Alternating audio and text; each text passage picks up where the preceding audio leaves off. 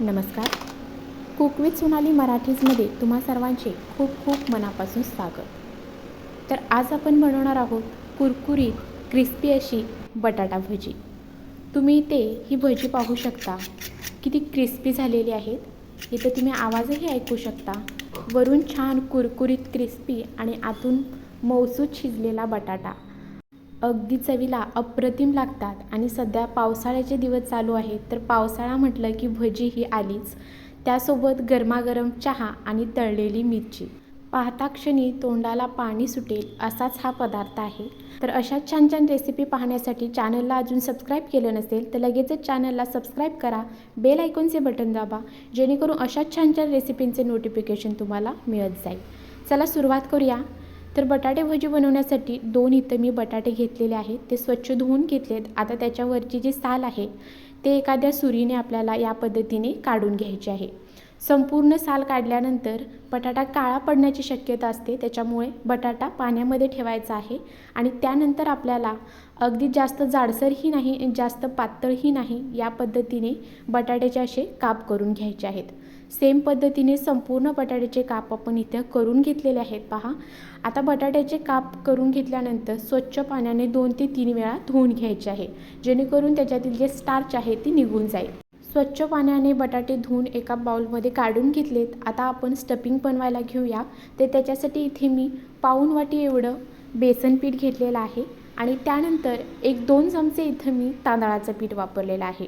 तांदळाचं पीठ घातल्यानंतर अगदी थोडासा इथे ओवा घेतला आहे, तो हातावरती चुरून घ्यायचा आहे आणि पिठामध्ये घालून घेऊया. आता त्यानंतर इतर साहित्य घालायचं आहे, ते म्हणजे पाव चमचा हळद घातले, चवीनुसार मीठ घालायचं आहे. त्याचबरोबर इथे मी थोडंसं लाल तिखट वापरलेलं आहे, अर्धा चमचा आहे. त्यानंतर घालायचे आहे भरपूर अशी बारीक कट केलेली कोथिंबीर.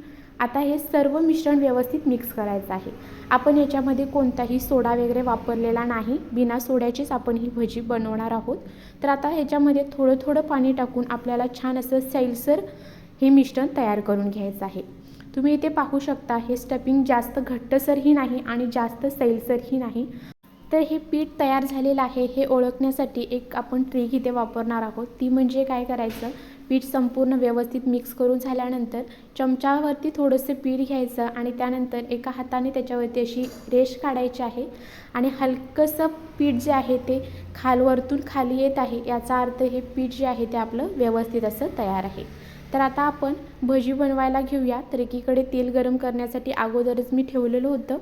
तर एक एक करून बटाट्याचा जो काप आहे तो घ्यायचा आहे आणि पिठामध्ये व्यवस्थित असा दोन्ही बाजूने पीठ लागेल असा घोळवून घ्यायचा. आणि त्यानंतर कडकडीत तेलामध्ये आपण ही बटाट्याची भजी जी आहे ती सोडणार आहोत. तेल कडकडीत गरम झाल्यानंतर थोड्याच वेळानं एका बाजूने छान असं हे जे बटाट्याची भजी आहे ती छान तळलं केली की पुन्हा पलटून घ्यायचं आणि दोन्ही साईडनं छान अशी कुरकुरीत होईपर्यंत, हलकासा त्यांचा रंग बदलेपर्यंत आपल्याला ही भजी जी आहे ती तळून घ्यायची आहे. तर इथे तुम्ही पाहू शकता, अगदी काही सेकंदामध्ये छान अशी क्रिस्पी भजी इथे तळून तयार झालेली आहे. याच पद्धतीने आपण इतर जी भजी आहे ती पण आपण तळून घेऊया. तर सेम पद्धतीने आपण संपूर्ण भजी तळून घेतले आणि इथे तुम्ही त्याचा आवाज ऐकू शकता. अगदी छान सर्वच भजी छान कुरकुरीत झालेली आहेत आणि चवीला तर अप्रतिमच लागतात. इथे तुम्ही जे वरचं स्टफिंग आहे त्याचा आवाज ऐकू शकता. अगदी छान कुरकुरीत क्रिस्पी हे तयार झालेले आहे. रेसिपी आवडली असेल तर चॅनलला सबस्क्राईब करा, बेल आयकॉनचे बटन दाबा, जेणेकरून अशाच छान छान रेसिपींचे नोटिफिकेशन तुम्हाला मिळत जाईल आणि तुम्हालाही छान छान रेसिपी पाहता येतील. व्हिडिओ जास्तीत जास्त लोकांपर्यंत शेअर करा. त्याचबरोबर चॅनलला हाईप करा. आणि सध्या पाऊस आहे तोपर्यंत अशी गरमागरम बटाट्याची भजी नक्की ट्राय करा, तुम्हालाही नक्की आवडतील. धन्यवाद. भेटूया अशाच व्हिडिओसोबत. Bye bye.